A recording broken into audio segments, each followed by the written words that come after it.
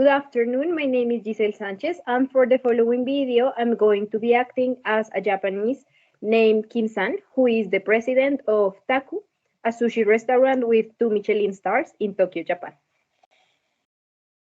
Good afternoon, my name is Luis Arevalo, and in the video I am the manager Sue of the company. Good afternoon, my name is Andrea Castañeda, and for today's dramatization, I will play Emma, an RV entrepreneur. Now we're going to start our role play video.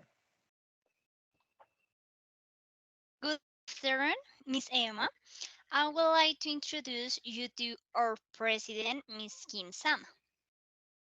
Good afternoon, Emma. It's a pleasure to finally meet you.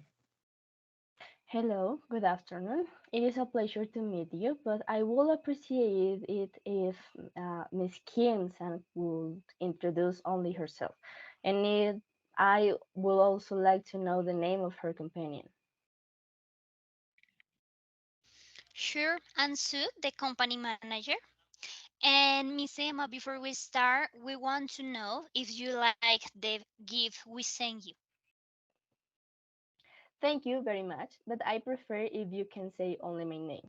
And yes, I received your gift. It was particular. Now I would like to define the time of the meeting, which will be 15 minutes. With this, we will start the meeting. As a company, we are interested in joining the taco sushi franchise in Norway, specifically in Oslo. We have some female candidates for positions that will be excellent for good results soon. For our company, it's very important that those who work in the preparation are men. You probably don't know, but the body temperature of a woman is higher than the temperature of men. For this reason, the fish is more likely to be spoiled. We could generate a balance, for example, having only men for fish preparation and women as waitresses and receptionists. Okay, Kim, I want to know maybe if you Oh, um sorry, Miss Emma, you must refer to the president as Mr. Kinsam. oh, all right, I apologize. Miss Kinson, I'd like to know who the manager, the chef, and the head of the service might be, since they each have their separate role and make their decisions according to their area. They cannot make joint decision, and each will be responsible for their position too. We believe that the leadership of our company should be led by only one person with a higher authority position. Yes, Emma, in Japan, we like only one person is in charge of the establishment. Of course, we take into account the opinions of the different areas, but the manager makes the final decision. We would like to know more about the partners with whom you're planning to open the franchise. When are we going to meet him in person? Is he married? If he is married, for how long he has been married? And is he someone we can trust? What? Excuse me. What does that question have to do with the business we're talking about? Emma, in Japanese culture and especially in business, it's necessary to know certain details of the lives of the people we are going to work with to determine if they are trustworthy people. We believe that people manage business as they do in their lives. Okay, it's all right, but okay, returning to the previous question, we have a partner who is married, who has a good family, and has been in the company for several years with other projects too. Thank you, Emma. Another point the company would like to know is how well the distribution of personnel be handled. I mean, do you work as a team or do you look for individual welfare? Okay, our culture is based in individualism specifically, so we prefer that people take responsibility for what we give them. If there are I don't know, mistakes the person in charge and summit, and not the whole team. It's a very different way of thinking and acting. On the contrary, we are used to work, plan, and take all the decisions in teams because we're looking for the wellness of a whole company and not only of one person. As you know, Emma, the Japanese are very meticulous, and we want to know how the preparation of the dishes, the service, and the constant service will be organized. Yes. For example, we are used to carrying out each activity perfectly, and we meticulously standardize each recipe and each operation so that the staff can guide themselves, and if someone new arrives, they can also develop the work properly. I understand it is not something that is normal for us, but we can create an explicit policy on the specific functions of each area, although at the time of hiring, the person already knows to which church applies. Therefore, it is not necessary to expose it. Yes, I understand what you are saying, but miskinsan means that when activities are standardized, they can be done by any staff member without training, and there will be no mistakes in the process. Okay, I understand. But we usually hire specific people for a specific position, and otherwise, the effectiveness will not be good since the roles will not be well distributed and there will be disorganization.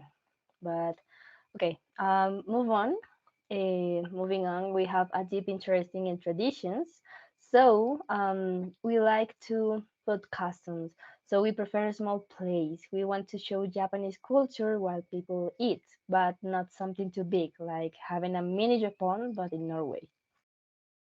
We agree with having a small place, but the furniture that we handle on our franchise must always be the same for the reasons of branding, remembers, and optimization. Exactly, and in addition to the fact that this is furniture designed for easy cleaning, it optimizes the restaurant operation time and warranty success. Hmm. We define franchises by contract that way, always the same, so we don't lose the aesthetic value of the brand. So we agree on that. Another topic we wanted to discuss was part of the ingredients for production. Shall we consider the taste of the location or the, I'm sorry, local population for the menu? Of course, Emma, we will conduct a survey among the local population to adapt the menu. This study is very important to us because based on it, our chefs can create new preparations to the taste of the target audience, and we can also take advantage of the taste of the locals to offer what they are looking for and to have variety in the menu. All right, all right. Is there anything else you want to ask? Yes, Emma, how are the working hours in Norway? Okay, we usually work 8 hours, but one of those hours is lunch, so that will be 7. And we don't open on Sundays. We prioritize the rest of our workers. I understand, but I want to know if the working hours can be longer. In Japan, the working hours are longer. And is there any way that they can be extended? Maybe if we give special prices or bonuses to the workers? No, as the franchise will be in Norway, the law by which we must govern are those of that country. Therefore, by law, it is not possible to extend the working hours. And we also have better productivity if our employees have better breaks. Well, I think that for this first meeting, we managed to cover most of the issues that concern us. Thank you very much, Emma. We will contact you soon for the next stage. Thank you very much for all your contributions. They have been of great help so we can understand your culture and have a good day. Goodbye. Now we're going to explain the dimensions of Hofstede and some difference between the culture of Norway and Japan. First, masculinity versus femininity. For this dimension, we propose the difference of population of women and men between the two countries. And based in that difference, we developed the problem about the body temperature in the sushi preparation. Mhm. In Japan, it is very well seen to call people by their profession and not by their first name. For them, it is very important and a sign of respect to do this in working meetings.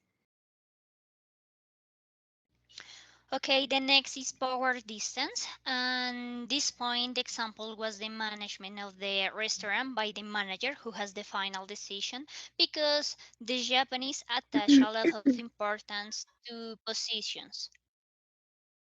For the uncertainty avoidance, we use the importance of the organization and improvement of all the activities for the Japanese. That's why they are tend to be very specific, and that's how they avoid making mistakes or having misunderstandings. In the culture shock, Japanese people care a lot about personal details because they rely on them to determine the reliability of people. In individualism, according to the Hofstede, Norwegians are more individualistic than the Japanese, and we want to highlight this in the conversation because the Japanese work very much in teams. We also wanted to be noted that for the Japanese, it's very important to carry out previous studies and campaigns in order to have a clearer and more accurate idea of what is the best for the business. Mhm. For the indulgence, the graph shows that Norway has a rate of 55% higher, so it cares more about the welfare of its employees than Japan, which is 42%, and is more concerned with covering more working hours, offering employee bonuses to achieve this. In long term, as an example of this dimension, we show the importance for Norwegians that the restaurant should take in account and represent the tradition and heritage of Japan. While for Japanese managers, it was much more important the efficiency of the furniture. Thank you very much for hearing and watching us, and have a good day. Thank you for your time. Thank you. Goodbye.